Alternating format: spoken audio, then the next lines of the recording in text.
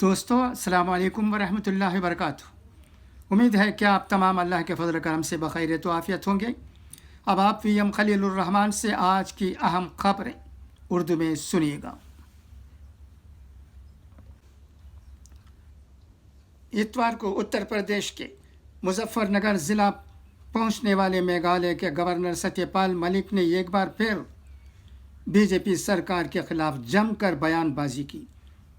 मलिक ने कहा कि मुझे लगता है कि सरकार ने किसानों से जो वादे किए थे वो पूरे होते नज़र नहीं आ रहे हैं। उन्होंने कहा कि मुझे डर है कि किसानों को दोबारा लड़ाई में न जाना पड़े। मुजफ्फरनगर में सत्यपाल मलिक साबिक रुकन पार्लियामेंट हरिंदर मलिक की रिहाइश गाह पर पहुँचे, जहाँ पर सत्यपाल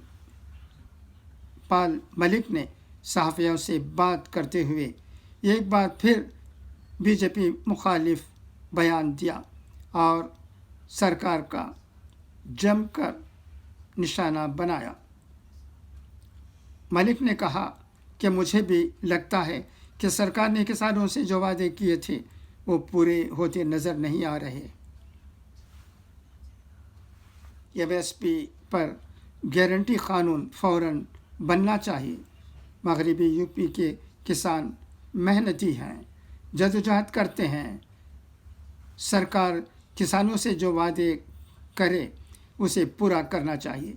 सहाफ़ियों से बात करते हुए गवर्नर सत्यपाल मलिक ने लाउड स्पीकर के मौजू पर बोलते हुए कहा कि हमारा मुल्क तबाही की जानिब जा रहा है।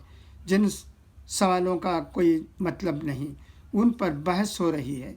हिंदुओं और मुसलमानों से कहता हूँ, ये जाली सवाल हैं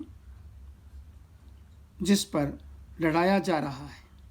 मुत्तहिदा हो जाओ, रोज़ी रोटी के सवाल पर लड़ो।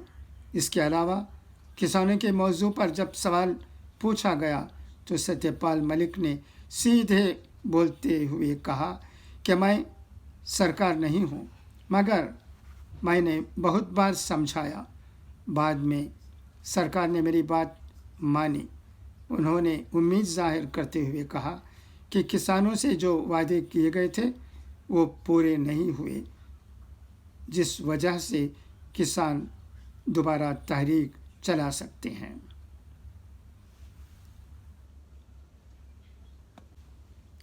ये खबर भी आज के राष्ट्रीय सहारा न्यूज़पेपर में छपी है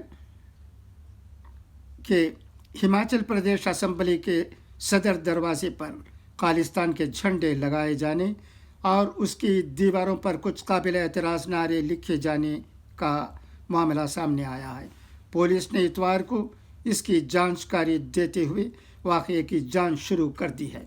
असेंबली अहाते में गेट नंबर 1 की बाहरी जानिब ये झंडे लटके मिले, जिन्हें अब इंतज़ामिया ने हटा दिया है। हिमाचल असेंबली का मौसम सरमा का इजलास उमूमन धर्मशाला में मुनक़द होता है। तशद्दुद में इंतज़ामिया की जवाबदेही। दिल्ली के जहांगीरपुरी तशद्दुद की जितनी भी मज़म्मत की जाए कम है। इस पर बातें खूब हुई और क़ानूनी कार्रवाई भी चल रही है, जैसा कि हर तशद्दुद के बाद हम देखते हैं। लेकिन इस तशद्दुद का जो सबसे अहम पहलू है उसे नज़रअंदाज ही नहीं किया गया, बल्कि हद्दुल इम्कान उसकी पर्दापोशी की कोशिश की गई और ये कोशिश अब तक कामयाब भी रही। लेकिन आखिरकार वो पहलू ज़ेर बहस आ गया, वो भी अदालत में। सभी जानते हैं कि जहांगीरपुरी तशद्दुद के मकामात राजधानी की रोहिणी अदालत में चल रहे हैं। अभी तक पुलिस मुलज़िमों की गिरफ्तार कर रही थी और उनके मामलात अदालत में पहुंच रहे थे, तो उनकी खबरें मीडिया में आ रही थीं और उन पर खूब बहसें हो रही थीं। वक्तन फ़वक्तन सियासी बयानात भी आ रहे हैं, लेकिन अब अदालत ने पुलिस की नाकामी की बात छेड़कर और उसकी इंक्वायरी की हिदायत देकर इस पहलू को उठा दिया जो सारे फसाद की जड़ है।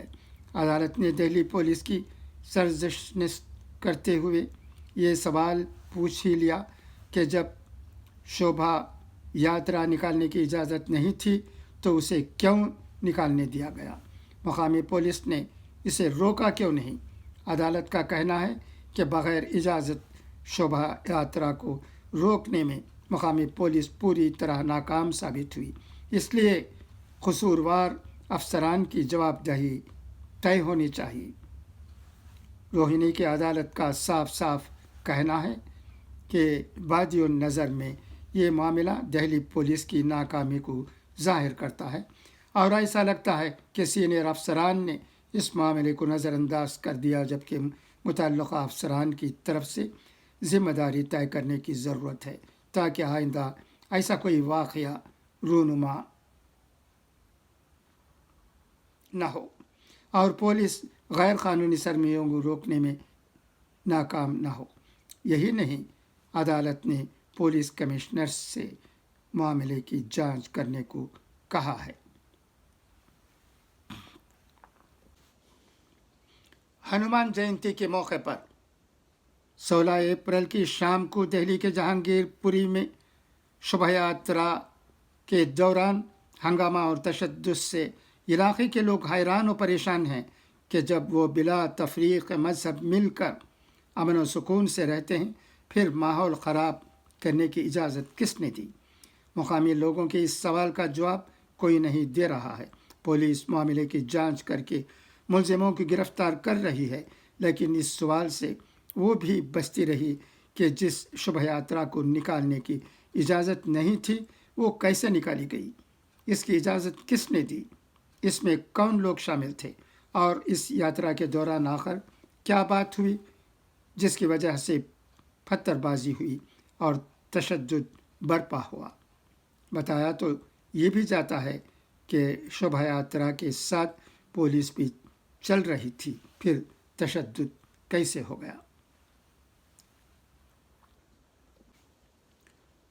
सही नुक्ता उठाया गया। अदालत ने भी पुलिस से बहुत सही सवाल किया है और हिदायत दी।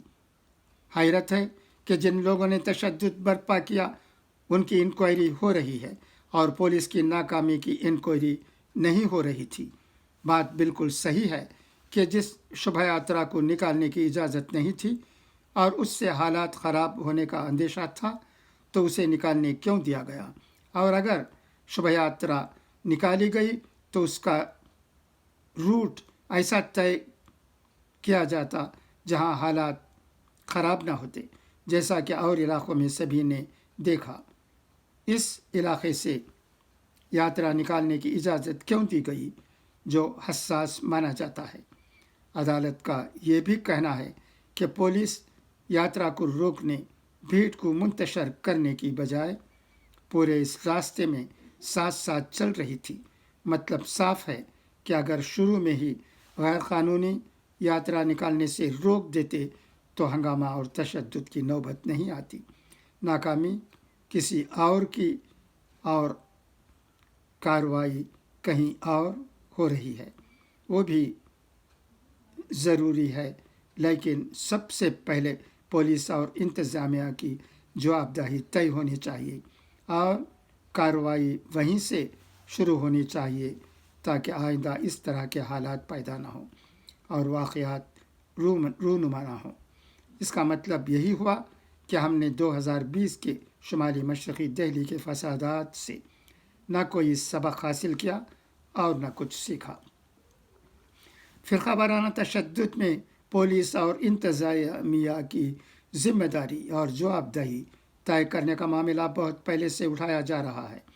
जब फसाद मुखालिफ कानून बनाने की बात हो रही थी तो उस वक्त भी यही मामला उठाया गया था, लेकिन बात नहीं बनी और मामले को ठंडे बसने में डाल दिया गया।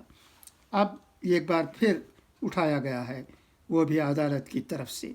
इसका मतलब ये हुआ कि इस पहलू पर संजीदगी से गौर करने की ज़रूरत है। सवाल यह है कि हम कब तक अपने नाकामी को छोड़कर बाद के वाक़यात के ज़िम्मेदार लोगों के ख़िलाफ़ कार्रवाई करके اپنی پیٹھ تھپتھپاتے رہیں گے۔ پولیس اور انتظامیہ کی ذمہ داری اور جوابدہی طے کرنا، ان سے باز پرس کرنا اور غلطی پر کارروائی کرنا بہت ضروری ہے۔